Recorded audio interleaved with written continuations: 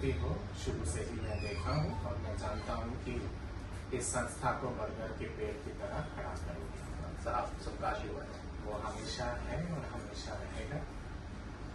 मेरे मित्र प्रेम जी ने कई सारी बातें उन्हें रखी हैं। मैं बहुत गंभीरतापूर्ण और गौर से सुन रहा था चीजें। बहुत सारे आशंकाएं हैं, बहुत सारे क्षमा के साथ एक कॉमन बात सबके लिए बोलना चाहता हूँ कि जो बोलने का जो हम लोग रेस्ट्रिक्शन सेल्फ बना के रखे, टाइमिंग के हिसाब से आइडियल 5 मिनट रखे, उससे 2 मिनट इधर उधर होता रहे। बहुत सारे चीजों को लेके मतभेद भी है, काफी सारी चीजों को लेके एक तरह से कंफ्यूजन भी है। तमाम जितने सारे दुनिया के जितने सारे प्रजातांत्रिक देश हैं, डेमोक्रेटिक देश और डेमोक्रेटिक सोसाइटीज, सारे डेमोक्रेटिक सोसाइटीज, सारे डेमोक्रेटिक देश यूनिफॉर्मिटी पे काम करती है, यानी कि यूनिफॉर्म कानून के आधार पे काम कर रहे हैं। दुनिया का ऐसा भी कोई डेमोक्रेटिक देश नहीं है जहां पे अलग तरह का कानून हो, और कोई भी ऐसा एग्जाम्पल है नहीं। बहुत सारे ऐसे इस्लामिक मुल्क भी हैं जहां पे शरीयत कानून लागू नहीं है, वहां पे कहीं ना कहीं पे धर्मनिरपेक्ष कानून लागू है, और धर्मनिरपेक्ष कानून के हिसाब से ही सारी बातें की जाती हैं, सारी बातें रख जाती हैं। हमारे देश में जब संविधान बना, संविधान बनने के बाद कहीं ना कहीं पे directive principle of state policy में ये सीधे वे में उल्लेख है कि देश में यूनिफॉर्म सिविल कोड होना चाहिए और लागू होना चाहिए, और उसके लिए प्रयास भी होना चाहिए, और मेन मकसद वो है कि एक यूनिफॉर्म लॉ पूरे देश भर में हो, सिविलियन लॉ। बहुत सारे विपक्ष के लोग अक्सर ये बात उठाते हैं आर्टिकल 29 और आर्टिकल 30 को लेकर, जहां पे कहीं ना कहीं पे संविधान में कहा गया है कि धर्म के आधार पे, जात के आधार पे, प्रांत के आधार पे, क्षेत्र के आधार पे एक निष्पक्षता है, और सबको अपने अपने हिसाब से अपना रहन सहन चलाने का और अपने हिसाब से अपना संस्कृति, अपना धर्म पालन करने का अधिकार है। पर वही आर्टिकल पे कहीं ना कहीं पे एक और चीज जरूर है, वो है कि ये सारी चीजें जो है वो कानून के दायरे में है, कानून के बाहर नहीं है। कानून के बाहर इस चीज को नहीं किया जा सकता है और इजाजत नहीं देती है आर्टिकल 29 और 30 में। ये बात भी आती है कि फंडामेंटल राइट्स के ऊपर कहीं ना कहीं पे इसका एक प्रहार होगा, एक चोट होगा। मैं नहीं समझता हूं कि किसी भी तरह से फंडामेंटल राइट्स के ऊपर इसका कोई प्रहार है। यूनिफॉर्म सिविल कोड का मतलब ये नहीं है कि इट इज एंटी मुस्लिम और एंटी क्रिश्चियन और एंटी दलित और एंटी बुद्धिस्ट और एंटी सिख। यूनिफॉर्मिटी का मतलब होता है, यूनिफॉर्म का मतलब होता है कि सबको लेके चलना, सबका साथ, सबका विश्वास और सबका साथ। बात यहाँ पे ये भी आती है कि बहुत सारे ऐसे आदिवासी जो क्षेत्र है, जनजाति, आदिवासी जनजाति के जो लोग हैं, ट्राइबल्स और आपके उसके साथ साथ आदिवासी लोग, उनके बहुत सारे कस्टमरी लॉज हैं। वो कस्टमरी लॉज पे कहीं ना कहीं पे प्रहार होगा। मैं मानता हूं कि ये कतई संभव भी नहीं है और पॉसिबल भी नहीं है, और ना ही किसी तरह का प्रहार होगा। हमारे देश में जब क्रिमिनल लॉज जब लागू किया गया, क्रिमिनल लॉज जो एक यूनिफॉर्म है, डेमोक्रेटिक स्ट्रक्चर पे आधारित है और लीगल सिस्टम पे आधारित है, अंतर्राष्ट्रीय जूरिस्प्रूडेंस के सारे तथ्यों को लेकर क्रिमिनल लॉज इस देश में लागू किया गया। क्रिमिनल लॉज लागू होने के बाद भी जितने सारे अनुसूचित जाति जनजाति के लोग हैं या फिर बाकी धर्म के जो लोग हैं, उनके जितने पर्सनल जो रहन सहन है या फिर जो उनके जो पर्सनल जो एक तरीका है रहने का, उस पर किसी तरह का प्रहार नहीं हुआ है और ना ही किसी तरह का प्रश्न चिन्ह लगा है। यूनिफॉर्म सिविल कोड जब लागू होगा, और ये लागू होना भी चाहिए क्योंकि सुप्रीम कोर्ट ने एक बार नहीं कई बार आदेश दिया है और अलग अलग सरकारों को आदेश दिया है यूनिफॉर्म सिविल कोड लागू करने के लिए, चाहे वो इंदिरा जी के सरकार के दौरान हो, राजेश जी के सरकार के दौरान हो, नरसिम्हा राव जी के सरकार के दौरान हो, डॉक्टर मनमोहन सिंह के सरकार, वाजपेयी जी की सरकार या फिर मौजूदा मोदी जी की सरकार, हर समय सुप्रीम कोर्ट ने कहा है कि कब लागू होगा, भारत सरकार बताएगी इस बात को और ये लागू होना चाहिए। जब उच्चतम न्यायालय का इस तरह का सोच है, मैं नहीं समझता हूं कि सुप्रीम कोर्ट पे तमाम जितने सारे न्यायाधीश है, जब वो कोई भी लीगल टिप्पणी देते हैं या फिर कोई लीगल डिसीजन देते हैं, वो बिना सोचे समझे नहीं देते हैं। उसकी आधार होती है, उसके तथ्य होते हैं, एक बहुत ही गंभीर रूप से अध्ययन होता है, तमाम पहलुओं को देखा जाता है, उसके बाद इस तरह का ऑरल ऑर्डर या फिर रिटन ऑर्डर सुप्रीम कोर्ट की तरफ से आता है।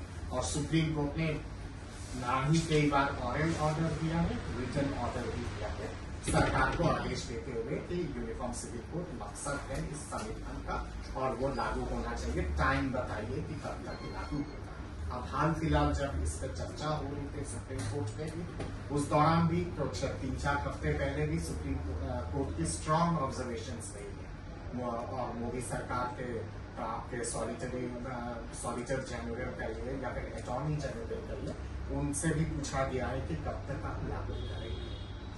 ये भी बात आती है कि 2021 में मोदी सरकार ने कहीं ना कहीं पे एक हलफनामा दिया था सुप्रीम कोर्ट पे कि यूनिफॉर्म सिविल कोड की आवश्यकता नहीं है मौजूदा परिपक्ष में और इस पे कोई जरूरत नहीं है।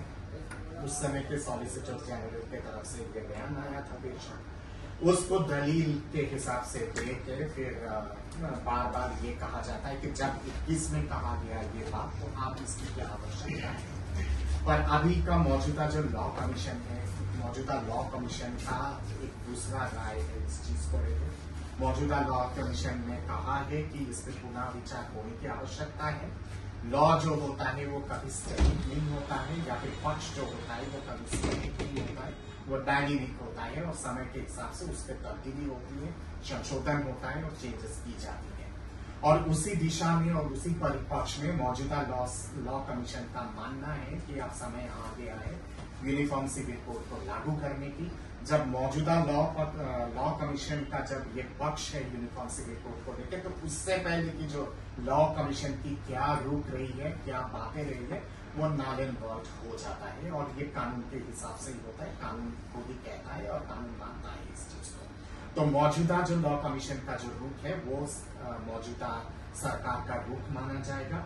सरकार ने ये भी कहा है और लॉ मिनिस्ट्री ने ये भी कहा है कि भारत सरकार एक तरह से खोल दिया है, कहीं ना कहीं पे लोगों की राय मांग रहे हैं और वेबसाइट के माध्यम से और ऑनलाइन और कई सारे प्रक्रिया के माध्यम से लोगों की राय मांगी जा रही है इस चीज पे।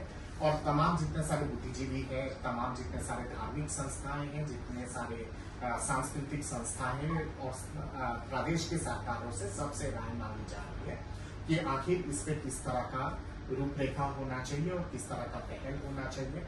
मैं जानता हूं और मुझे पता है कि और मेरा मानना भी है कि मॉनसून सेशन पे तो इस पे बिल आएगा नहीं, क्योंकि ये समय की आवश्यकता है समीक्षा करने के लिए। तो अभी तमाम जितने सारे जो मेरे ख्याल से जुलाई के एंड तक तारीख दी गई है, अलग अलग संस्थाओं से, अलग अलग लोगों से अपनी राय भेजने के लिए सरकार के पास, ये तमाम जितने सारी चीजें जब आ जाएगा सरकार के पास, उस पर बहुत ही गहरे रूप से और बहुत गंभीर रूप से अध्ययन होगी। उसके लिए 3-4 महीने की समय की आवश्यकता है।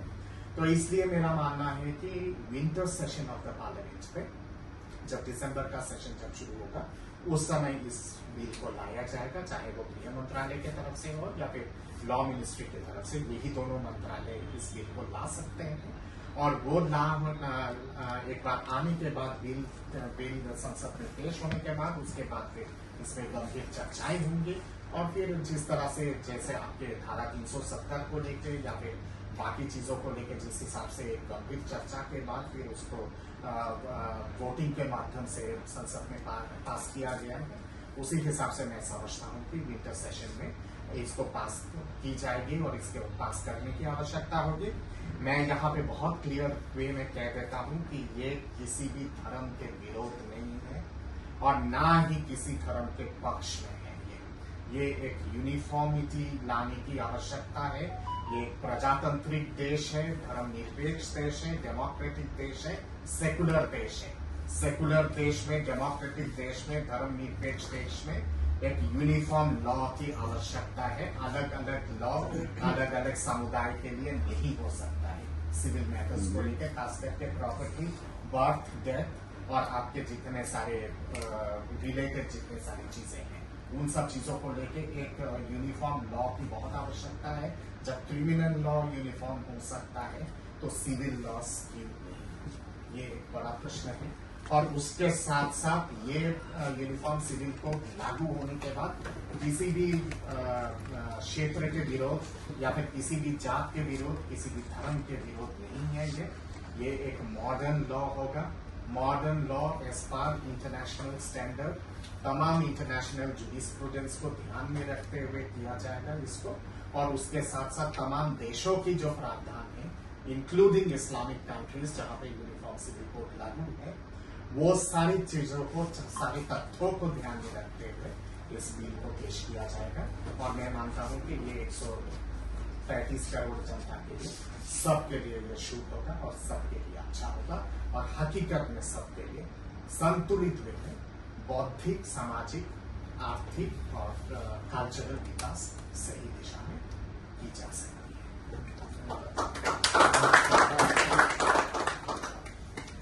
पहले मेरे ख्याल आप औरों को बुलवाइए पहले।